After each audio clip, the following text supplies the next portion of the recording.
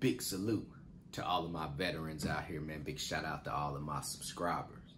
Man, like I tell you guys, I can't go one video without showing my appreciation. So, man, let's dive straight off into this content. Today, I'll be basically teaching you guys how to negotiate for these contracts from these shipping companies out here.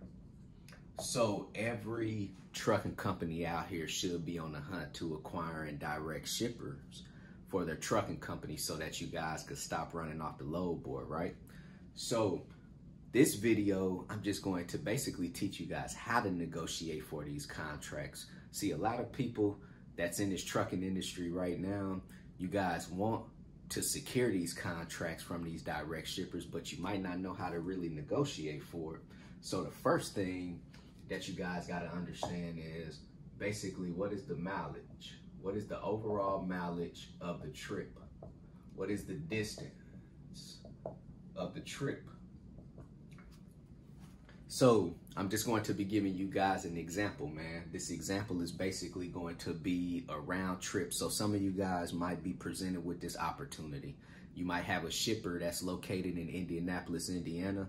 That shipper might ship consistently from Indianapolis over to St. Louis. And basically, once you make it to St. Louis, you're going to load back up and bring a load back to Indianapolis.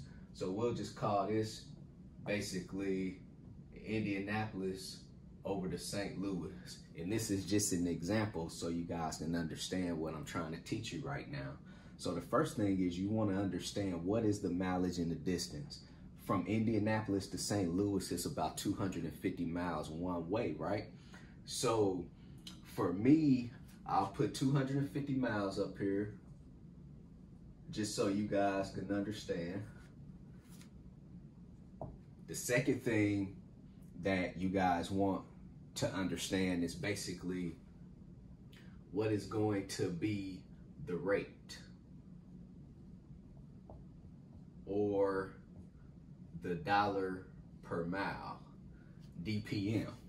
So now you guys understand the mileage is 250 miles one way from Indianapolis to St. Louis. What is the rate, dollar per mile, for that lane? So that is something you guys need to do your research on, right? You guys could get that dollar per mile by just going to Google and just typing in the different dollar per mile for the different regions, or you guys could go on the DAT load board, and DAT load board is going to actually tell you what is the national average dollar per mile for the 7 days, for the past 7 days, for whatever that lane that you're trying to look up, right? So right now we're looking up Indianapolis to St. Louis. Let's just say that is going to yield us $3.50 per mile, right?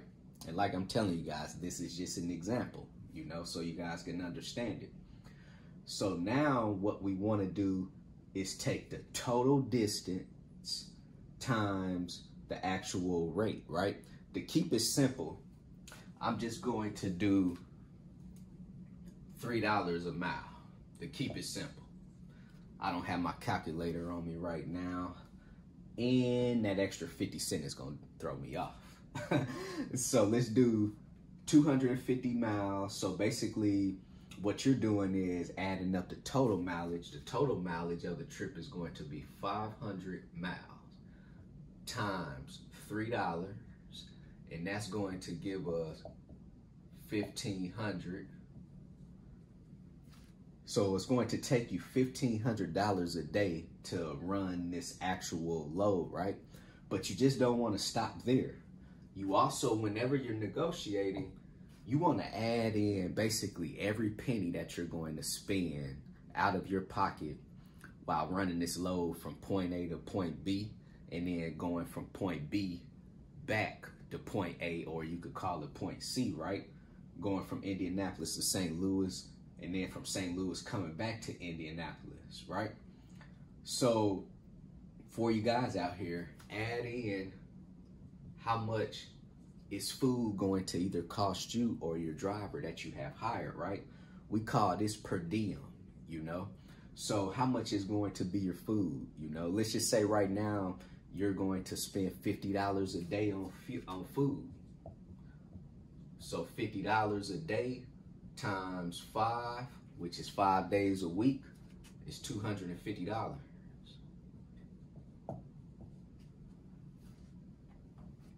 You can also add in fuel into your rate. Because remember, guys, at the end of the day, you're trying to negotiate for the best rate out here. And in any business, you want to try to recoup as much money as possible that you have spent. So let's just say fuel might cost you an additional $300 a day, right? 300 times 5, 1,500. You might spend $1,500 every week on fuel. Also, if you guys ever need any type of hotels, you can add that in too. But you shouldn't need a hotel going from Indianapolis to St. Louis, from St. Louis back over to Indianapolis. You should be able to achieve all of that within one day, right? So some of you guys might need hotels depending on the contract. So don't forget to add in the hotels. But in this example, I'm not going to put any price for any hotels. This is the main expenses right here. It's basically going to be your food, going to be your fuel, and now you have the rate and you have the mileage. So let's just say it's going to take you $1,500, $250 for food, and $1,500 a week. So now you want to times the $1,500 by 5, which is Monday through Friday, right? So now once you times the $1,500 by 5, that's going to give you, what is that going to give you? 15, 3,000, 45, 6,000, 7,500. So 7,500 plus 250 plus 1,500. So that's 9,090. 250. So we got 9,250 right here. Should be a good solid number for you guys to start negotiating for. What I would do is take that $9,250 and round it up to just basically $10,000.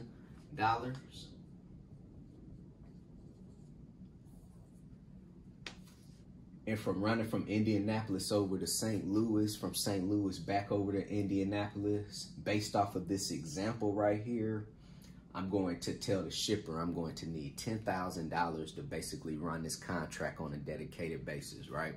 And I feel it don't matter if you have a semi truck or a hot shot or a box truck. If you guys could get consistently $10,000 gross every week, you guys are going to do fine in this business too, right?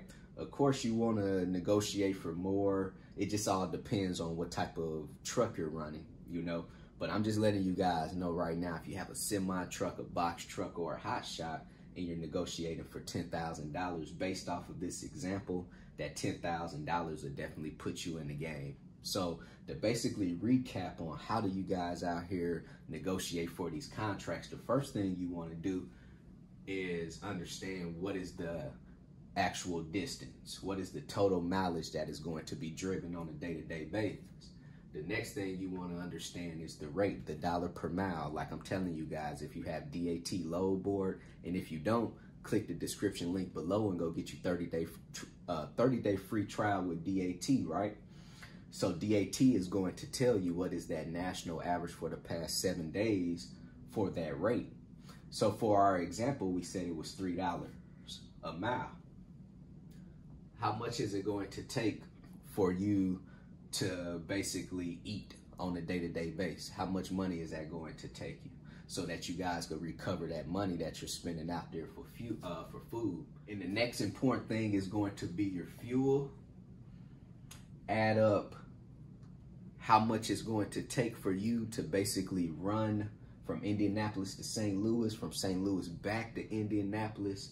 Add that up so that you guys can get your fuel costs, and basically your food and your fuel costs is something like I'm telling you, a lot of people fail to negotiate and add in within their contract, but this is just going to, of course, make you more money. at the end of the day, because you do have to spend money on food and you have to spend money on the fuel. So why not try to add it all within your contract so that you guys are maximizing your profit out here? And like I'm telling you, the hotels, some of you guys might need hotels, and if you do, and if you're spending $100 a day or more on hotels, then make sure you add that in to your overall basically quote that you're going to let them know how much you can actually move this load for on a consistent basis throughout the week, so that you guys can start securing these contracts out here. So man, if you guys have any questions, hit me on my text message, 317-953-8943. Go visit my website, www.extraordinarymovement.com. Go get your 30-day free trial with DAT. Go sign up with TAFS, Transcend Financial Services, if you guys are looking for a factoring service. Also, if you guys are freight brokers looking for a factoring service, go sign up with Axle Payments. Everything in the description link below. Real quick video for you guys, man. Hopefully you guys were able to at least grasp this quick concept on how to start negotiating for these contracts. But like I'm telling you, man, if you guys need any thorough help, send me a text message. I'm gonna leave you guys with this. CEO, commit, execute, and be obsessed. Everybody be great out there. Commit, execute, and be obsessed. Everybody be great out there.